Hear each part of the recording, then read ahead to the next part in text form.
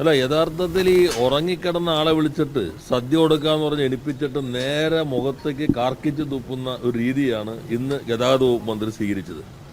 നിങ്ങൾക്കറിയാം, കേരളത്തിലെ സ്ത്രീകൾ ഞങ്ങൾക്ക് ഇതാ KSRTCയിൽ സൗജന്യ യാത്ര വേണം എന്ന് ഒരു സർക്കാരിന് മുൻപിൽ ഒരു ആവശ്യം വച്ചിരുന്നില്ല. എന്നാൽ ഇവർ തെരഞ്ഞെടുപ്പ് ഘട്ടത്തിൽ എല്ലാ സ്ത്രീകൾക്കും ഒരു വ്യത്യാസമില്ലാതെ എല്ലാ ബസ്സിലും സൗജന്യ യാത്ര നൽകും എന്ന് പ്രഖ്യാപിച്ചു. സ്ത്രീകൾ ഉൾപ്പെടെ സമൂഹത്തെ തെറ്റിദ്ധരിപ്പിച്ച് വോട്ട് വാങ്ങി അധികാരത്തിൽ വന്നു. അത് പിന്നെ പരിമിതപ്പെടുത്തി ഓർഡിനറി ബസ്സുകളിൽ മാത്രമായി മാറ്റി. അന്നത്തെ പ്രസംഗം നിങ്ങൾ ഓർത്തോളണം, ഇത് സ്ത്രീകളുടെ അഭിമാനത്തിൻ്റെതാണ്. നിങ്ങളുടെ യാത്ര ഔദാര്യമല്ല, നിങ്ങൾക്ക് അഭിമാനത്തോടുകൂടി യാത്ര ചെയ്യാം. പിന്നെ ഈ പണം മിച്ചം എങ്ങനെ വയ്ക്കണം, ചിട്ടിയിൽ വയ്ക്കണോ SAPയിൽ വേണോ, അതിനും ആവശ്യമായ ഉപദേശം കൂടി നൽകിയിട്ടാണ് ഈ ഫ്ലാഗ് ഓഫ് നടത്തിയത്. അന്ന് അഭിമാനത്തോടെ യാത്ര ചെയ്യാൻ പറഞ്ഞു, ഞങ്ങളുടെ ഔദാര്യമല്ല എന്ന് പറഞ്ഞു. എന്നിട്ടിപ്പോൾ അവരെ അധിക്ഷേപിക്കുന്ന ഈ സമീപനം എനിക്ക് തോന്നുന്നു മന്ത്രിയുടെ മാത്രമല്ല, എങ്ങനെയെങ്കിലും ഇതൊന്ന് അവസാനിപ്പിക്കാനുള്ള ഒരു ആസൂത്രിതമായ നീക്കം അതിൻ്റെ ഭാഗമായിക്കൊണ്ടാണ് ഈ പ്രഖ്യാപനം വന്നിട്ടുള്ളത്. അപ്പോൾ സ്ത്രീകളെ ഇതുപോലെ അധിക്ഷേപിച്ച ഒരു മന്ത്രി ആ രൂപത്തിൽ തുടരേണ്ടതുണ്ടോ എന്ന കാര്യം ഉൾപ്പെടെ ചർച്ച ചെയ്യേണ്ടതുണ്ട്. കേരളീയ സ്ത്രീ സമൂഹത്തിനെ ഇതുപോലെ അധിക്ഷേപിച്ച ഒരു അനുഭവം ഒരു ഘട്ടത്തിലും ഉണ്ടായിട്ടില്ല എന്ന് തന്നെ നമ്മൾ കാണണം. ആ ഘട്ടത്തിൽ കാണേണ്ടത് KSRTCക്കകത്ത് ഇത്രയും നഷ്ടം, നേരത്തെ അദ്ദേഹത്തിൻ്റെ പ്രസംഗമുണ്ട്, അപ്പോൾ ഒരു ബുദ്ധിമുട്ടും വേണ്ട, ആവശ്യത്തിന് പണം നൽകാമെന്ന് പറയുകയാണ് ചെയ്തത്. യഥാർത്ഥത്തിൽ എല്ലാ സ്ത്രീകളിലേക്കും വ്യാപിപ്പിക്കേണ്ടതിന് പകരം ഇപ്പോൾ ഈ യാത്രാ സൗകര്യം ഉപയോഗിക്കുന്ന സ്ത്രീകളെ അപമാനിച്ചിരിക്കുന്നു എന്നുള്ളതാണ്. യഥാർത്ഥത്തിൽ അവർ പറഞ്ഞിരുന്ന വരുമാന പ്രായ പരിഗണനകളില്ലാതെ എല്ലാവർക്കുമുള്ള സൗജന്യം എന്നാണ്. ആ സൗജന്യം നൽകുമ്പോൾ തന്നെ മഞ്ഞ പിങ്ക് കാർഡിൽപ്പെട്ട സ്ത്രീകൾക്ക് ലഭിച്ചുകൊണ്ടിരുന്ന 1000 രൂപയുടെ പെൻഷൻ പൂർണ്ണമായിട്ടും നിർത്തലാക്കിക്കൊണ്ടാണ് ഈ പദ്ധതി ആരംഭിച്ചത്. ഇപ്പോൾ അതുമില്ല ഇതുമില്ല, ചീത്തയും കേൾക്കണം എന്ന അവസ്ഥയിലേക്ക് കേരളത്തിലെ സ്ത്രീകൾ മാറിയിരിക്കുന്നു. രണ്ടാമത്തെ ഭാഗം വളരെ പ്രാധാന്യമുള്ളതാണ്. എന്തിനാണ് ഈ സർക്കാർ ആശുപത്രിയിലേക്ക് വരുന്നത്? ഞങ്ങൾക്ക് ഫണ്ട് തന്നിട്ടുള്ള ആളുകൾ വേറെ ഉണ്ടല്ലോ, അവരാണല്ലോ ഇപ്പോൾ കേരളത്തിലെ സ്വകാര്യ ആശുപത്രികളെ നിയന്ത്രിക്കുന്നത്. അങ്ങനെയുള്ള മ്യൂച്വൽ ഫണ്ടുകൾക്ക് വേണ്ടി, അല്ലെങ്കിൽ വലിയ തോതിലുള്ള മ്യൂച്വൽ ഫണ്ടല്ല, ഈ രൂപത്തിൽ നിക്ഷേപം നടത്തിയിട്ടുള്ള വലിയ സംവിധാനങ്ങളുണ്ട്. അവരുടെ താല്പര്യങ്ങൾക്ക് വേണ്ടിയാണ് പൊതു ആരോഗ്യ സംവിധാനത്തെ തകർക്കാനുള്ള ശ്രമം. ഇത് ഒറ്റപ്പെട്ട അഭിപ്രായമല്ല. ആരോഗ്യവകുപ്പ് മന്ത്രി എന്ത് പറഞ്ഞു? അദ്ദേഹം പറഞ്ഞു, കിടക്കുണ്ടെങ്കിൽ മാത്രം രോഗിയെ നിങ്ങൾ അഡ്മിറ്റ് ചെയ്താൽ മതി, താഴെ കിടത്തി ചികിത്സിക്കരുത്. നമുക്ക് ആദ്യം തോന്നി താഴെ കിടത്തി ചികിത്സിക്കരുത് എന്ന് പറയുമ്പോൾ, ഈ താഴെ കിടക്കുന്നവരോടുള്ളൊരു സ്നേഹം അദ്ദേഹത്തിന് വല്ലാതെ ഉള്ളത് കൊണ്ടാണ് അങ്ങനെയുള്ള ഒരു പ്രതികരണം എന്ന് പെട്ടെന്ന് തോന്നിയെന്ന് വരാം. അതിൻ്റെ അർത്ഥം എന്താ? ബെഡില്ലെങ്കിൽ നിങ്ങൾ അഡ്മിറ്റ് ചെയ്യേണ്ടതില്ല. നേരത്തെ എങ്ങനെയായിരുന്നു? വരുന്ന രോഗിയെ എങ്ങനെയെങ്കിലും രക്ഷപ്പെടുത്താൻ വേണ്ടി എവിടെ കിടക്കാനുണ്ടോ എന്നല്ല ആദ്യം നോക്കുന്നത്, ആവശ്യമായ അടിയന്തര ചികിത്സ ഉടൻ നൽകുക എന്നുള്ളതാണ്. അതിന് പകരം ബെഡിനകത്ത് മാത്രം പരിമിതപ്പെടുത്തി.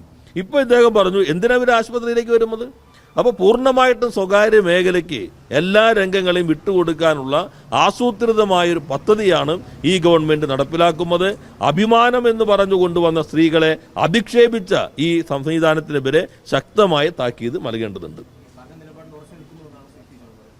അതാ ഇവരുടെ നിലപാടല്ല. ഇന്ന് അദ്ദേഹം എങ്ങനെ മാറും? ഗവൺമെൻറ് നിലപാടല്ലേ, പിന്നെ എങ്ങനെ മാറാൻ പറ്റും? ഏത് രൂപത്തിൽ മാറാൻ പറ്റാൻ? ഒറ്റയ്ക്കല്ലല്ലോ. ഇപ്പോൾ നേരത്തെ കണ്ടില്ലേ, ഒരു ഇൻവെസ്റ്ററെ കാണാനൊരു രഹസ്യയാത്ര ഒന്നില്ലേ? യഥാർത്ഥത്തിൽ ഇപ്പോൾ ഇൻവെസ്റ്ററെ കാണണമെങ്കിൽ ആ ഹെലികോപ്റ്റർ സ്ഥലം ഉണ്ടല്ലോ. വ്യവസായ മന്ത്രി ഇപ്പുറത്തിരുത്താം, ചീഫ് സെക്രട്ടറി കൂടി ഇരുത്താം, ഇൻഡസ്ട്രീസ് മിനിസ്റ്റർ ഇരുത്താം, IT സെക്രട്ടറി 4-5 സീറ്റ് ഉണ്ടല്ലോ, അവരെയും കൂടി കൊണ്ടുപോയിട്ടല്ലേ. അപ്പോൾ എവിടെ നടന്നു? ഇപ്പോൾ ഈ ദുരൂഹതയാകെ ശക്തിപ്പെടല്ലേ. സാധാരണ ഏത് മന്ത്രി സഞ്ചരിക്കുമ്പോഴും അത് പ്രോഗ്രാം ലിസ്റ്റിനകത്ത് വരുമല്ലോ. ഇനിയിപ്പോൾ ഇൻവെസ്റ്ററെ കാണേണ്ടി വന്നു, എവിടെ കണ്ടു? ഇനി ഇൻവെസ്റ്ററുടെ പേര് വേണ്ട, ഇന്ന സ്ഥലത്ത്, ആ പ്രോഗ്രാം കാണുന്നില്ലല്ലോ. അപ്പം ഇങ്ങനെ ജനങ്ങളെ ആകെ വഞ്ചിക്കുകയും അപമാനിക്കുകയും ഈ ചുരുങ്ങിയ കാലം കൊണ്ട് ചെയ്ത ഒരു ഗവൺമെൻറ്റായി മാറി. ഇൻവെസ്റ്റ്മെൻറ്റ് നമ്മൾ കാണേണ്ടത് ഇപ്പോൾ പ്രൊജക്റ്റിൻ്റെ റിപ്പോർട്ട് വന്ന് അതിനകത്ത് നോക്കുമ്പോൾ കഴിഞ്ഞ ഗവൺമെൻറ്റിൻ്റെ സന്ദർഭത്തിൽ ആരംഭിച്ച EOEകൾ MOUകൾ പ്രൊജക്റ്റിലേക്കായി മാറിക്കൊണ്ടിരിക്കുമോ എന്നുള്ളത് അഭിമാനപൂർവ്വം അതിനകത്ത് വരുന്നുണ്ട്.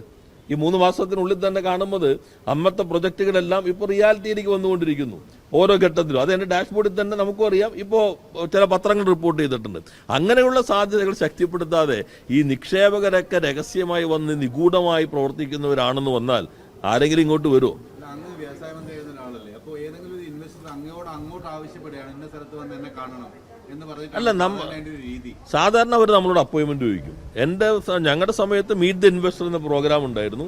ആ സന്ദർഭത്തിൽ ഇൻവെസ്റ്റേഴ്സ് അപ്പോയിൻമെന്റ് ചോദിച്ചാൽ ഞങ്ങൾ എൻ്റെ ഓഫീസിൽ തന്നെ നിങ്ങൾക്ക് വന്നിട്ടുള്ളതാണ്. അവിടെ എല്ലാ സെക്രട്ടറിമാരും, KSIDC chairman, MD, KINFRA MD, chairman, ഇവരെല്ലാവരും ഇരുന്നിട്ട് ഇൻവെസ്റ്ററോട് പ്രപ്പോസൽ വയ്ക്കാൻ പറയും. നമുക്ക് മുന്നോട്ട് പോകുകയാണെങ്കിൽ ഒരു നോഡൽ ഓഫീസറെ ചുമതലപ്പെടുത്തി മുന്നോട്ട് കൊണ്ടുപോകും. ഇപ്പോൾ ടാറ്റാമി ഞങ്ങൾ ആവശ്യപ്പെട്ടപ്പോൾ ഒരു 3-4 മാസത്തേക്ക് വരാൻ പറ്റില്ല എന്ന് പറഞ്ഞു. അപ്പോൾ ഞങ്ങൾ അങ്ങോട്ട് വരാം, ഞങ്ങൾ അങ്ങോട്ട് അപ്പോയിൻമെന്റ് ചോദിച്ചു, അതിനനുസരിച്ചാണ് പോയിട്ടുള്ളത്. പിന്നെ ഒന്ന് നിങ്ങൾ ആദ്യം ടാറ്റയുടെ പറഞ്ഞ് കുറച്ച് അപകടം ചെയ്തു. 2 ഇപ്പോൾ ഇൻവെസ്റ്റർമാരെല്ലാം വളരെ രഹസ്യമായിട്ട് വരുന്നവരാണ്. മറ്റ് സ്റ്റേറ്റ് വരുമ്പോഴേക്കും ഞങ്ങൾ ഒറ്റയ്ക്ക് പോയി രഹസ്യമായി കാണുന്നുണ്ട്, നേരിട്ട് കാണുന്നതല്ല എന്ന് വന്നാൽ അതും നല്ല മെസ്സേജ് നൽകില്ല. കണ്ടോ ഇല്ല എന്നുള്ള കാര്യം ഇപ്പോൾ എല്ലാവർക്കും അറിയാമല്ലോ.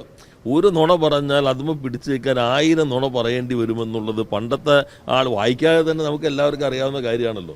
അപ്പോൾ അതിൽ സത്യസന്ധമായ നിലപാട് സ്വീകരിക്കലാണ് യഥാർത്ഥത്തിൽ കഴിഞ്ഞ ഗവൺമെൻറ്റുകളുടെ സമയത്ത് തുടങ്ങിയിട്ടുള്ള ആ ഇൻവെസ്റ്റ് സമ്മിറ്റിൻ്റെ പ്രൊജക്റ്റുകൾ തന്നെ ഇപ്പോൾ യാഥാർത്ഥ്യമാകുന്നത് അതെടുത്തവർക്ക് പറയുന്നത് ഇത്രയും വന്നിട്ടുണ്ട്, ഞങ്ങൾ മുന്നോട്ട് കൊണ്ടുപോകുന്നു. അതിന് പറ്റുന്ന വിവരങ്ങൾ ഇപ്പോൾ ഔദ്യോഗിക പോർട്ടലുകളിൽ വന്നിട്ടുണ്ട്.